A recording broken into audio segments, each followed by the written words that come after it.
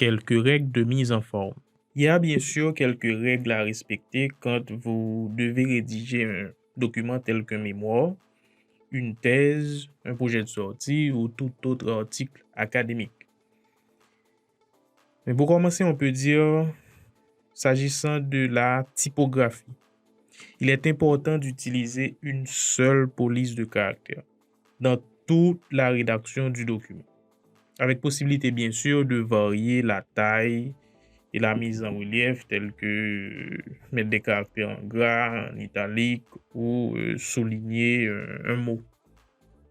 Alors, la police conseillée, c'est Times New Roman pour toute la documentation. Éventuellement, vous pouvez utiliser Arial ou Garamond. Okay. Vous pouvez utiliser Arial ou Garamond. Okay. La taille de la police conseillée pour le corps du mémoire, le corps de votre document, c'est 12. Okay. Interligne, donc l'espace entre deux lignes consécutives d'un paragraphe, ce qui est conseillé, c'est 1.5. Pour l'alignement des paragraphes, ce qui est conseillé, c'est justifier. Il faut justifier vos paragraphes, donc alignement à gauche et à droite. On continue avec la mise en page. Alors, quelques conseils pratiques pour vos mises en page. Respectez les mêmes marges. Même marge qu'il y a à la page 2, c'est la même marge que vous devez avoir à la page 5. Okay? Même marge pour tout le document. Même interligne qu'on a déjà vu précédemment et même hiérarchisation.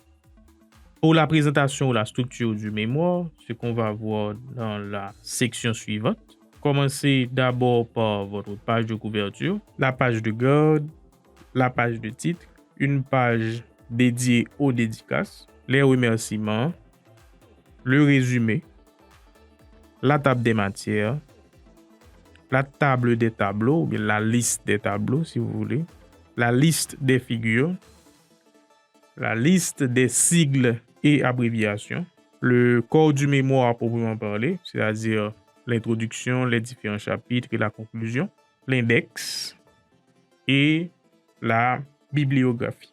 Cette structure de mémoire n'est qu'un exemple. C'est à titre d'exemple que nous vous proposons cette structure de mémoire. Vous pouvez, par exemple, ne pas avoir une page de garde ou une page laissée pour les dédicaces. Il y en a qui sont, on va dire, facultatifs et il y en a qui sont obligatoires. On verra ça dans la section qui va suivre.